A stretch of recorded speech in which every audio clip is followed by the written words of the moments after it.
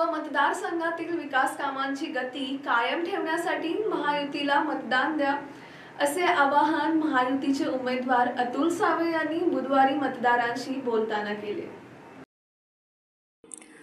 Ward क्रमांक 81 ठाकरेनगर येथे प्रचारार्थ पदयात्रेचे आयोजन करण्यात आले होते।